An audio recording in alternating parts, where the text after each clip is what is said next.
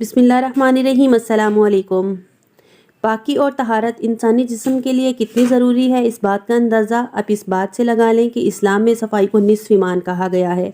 ये पाकी ही है जिससे हमें अल्लाह ताला का कुर्ब हासिल होता है। किसी भी इबादत को शुरू करने से पहले वज़ू का हुक्म दिया गया और साथ ही जिस्म की सफाई और तहारत का भी हुक्म दिया गया, चाहे वो नमाज हो या कुरान पाक की तलावत। इसलिए हमें अपने कपड़ों और जिस्म की पाकी का ख़ास ख्याल रखना चाहिए। इसका सबसे अच्छा और आसान तरीका अपने आप को बावज़ू रखना है। सबसे पहले मैं आपको ये बताऊंगी कि इस्लाम वज़ू के बारे में क्या कहता है। इंसान को हमेशा बावज़ू रहना चाहिए ताकि वो दुनिया और आखिरत के फ़वाइद हासिल कर सके। हदीस पाक में भी कई जगह बावज़ू रहने की तरगीब दी गई है। सल्लल्लाहु अलैहि वसल्लम ने हज़रत सैयदना अनस रज़ियल्लाहु ताला अन्हा से फरमाया कि बावज़ू रहने की ताकत और हिम्मत रखो तो बड़ा फ़ायदा होगा, क्योंकि जब मलकुल मौत इंसान की रूह कब्ज़ करने के लिए आते हैं तो वो इंसान अगर वज़ू की हालत में हो तो रब्बुल इज़्ज़त इनका नाम शहीदों में लिख देते हैं और वो शहीद कहलाता है।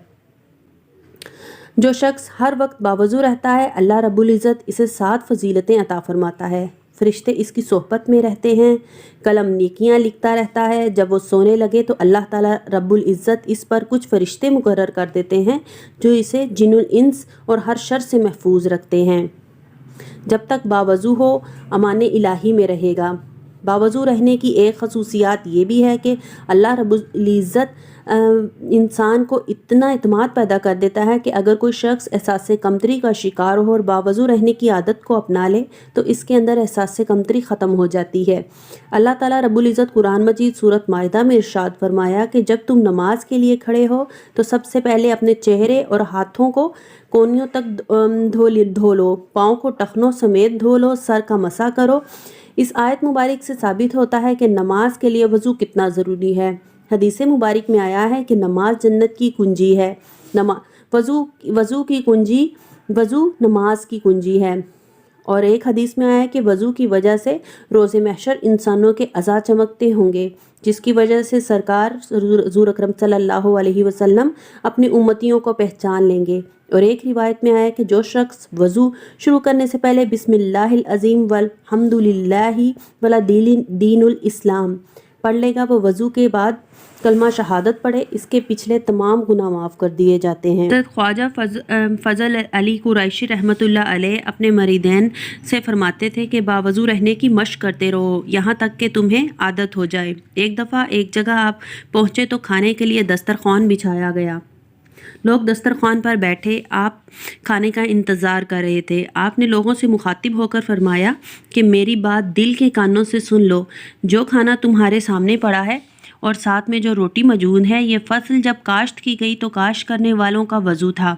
जब इस पर पानी लगाया गया तो पानी लगाने वालों का वज़ू था। जब फसल काटी गई तो काटने वालों का वज़ू था। गंदम को भूसे से जुदा किया गया तो इन लोगों का वज़ू था। गंदम को चक्की में पीस कर आटा बनाया गया तो पीसने वालों का वज़ू था। आटे को गूंदा गया और गूंदने वाले का भी वज़ू था। इससे रोटियां बनाई गई, रोटी वहाँ बनाने वालों का वज़ू था। यहाँ तक कि जिनके हाथों से रोटियां दस्तरखान पर रखी गईं वो लोग भी बावज़ू थे। तो क्या ही अच्छा होता कि काश आप लोग भी वज़ू करके खाना तनावल फरमाते। सरकार मदीना सल्लल्लाहु अलैहि वसल्लम का फरमान है कि वज़ू मोमिन का हथियार है, इसलिए जो शख्स सोने से कबल वज़ू कर ले, ये वज़ू इसकी सारी रात हिफाजत करेगा। एक हदीस में आया है कि रात को वज़ू करके सोने वाले को क्या फ़वाइद हासिल होंगे।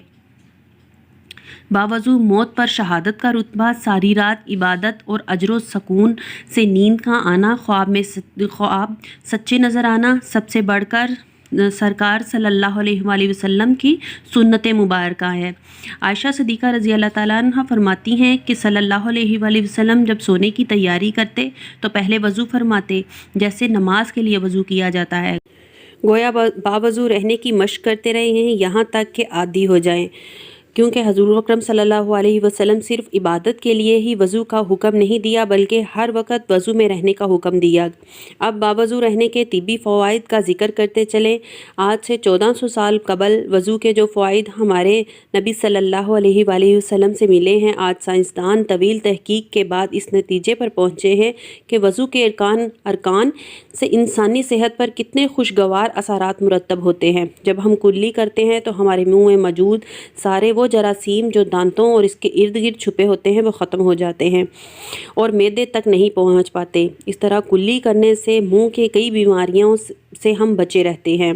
جب ہم ناک میں پانی ڈالتے ہیں تو سائنسی تحقیق کے مطابق ناک کی صفائی ہو جاتی ہے، اندر موجود کئی جراثیموں کا خاتمہ ہو جاتا ہے، سانس لینے میں بھی کبھی دشواری نہیں ہوتی۔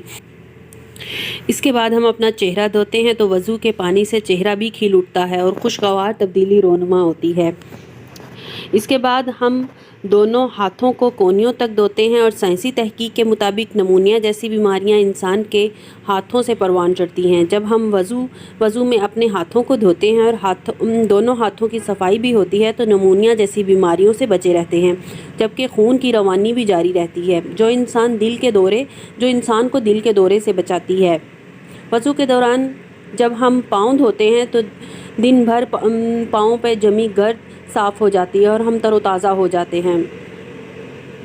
یوگا کے ماہرین کہتے ہیں کہ رات کو سونے سے قبل اگر انسان اپنے ہاتھ، منہ، پیر، دوسرے اعضاء کو ٹھنڈے پانی سے دھو لے تو سارے دن رات کی تھکن دور ہو جاتی ہے اور پرسکون نیند آتی ہے۔ اسی طرح ایک تحقیق نے یہ بھی ثابت انسان جو 5 وقت وضو کرتا ہے جس سے اس کے اعصاب پر انتہائی مثبت اثرات مرتب ہوتے ہیں۔ اس لیے ہمیں چاہیے کہ ہم باوضو رہنے کی عادت اپنائیں، اور جب ہم باوضو رہنے کی عادی ہو جائیں تو دوسروں کو بھی اس بات کی تاکید کریں تاکہ ہمیں اس کا بھی اجر و ثواب ملے۔ مجھے امید ہے کہ آپ لوگ آج سے ہی وضو میں رہنے کی مشق کریں گے۔ اگر آپ کو ہماری ویڈیو پسند آئے اور لائک اور سبسکرائب ضرور کیجیے گا۔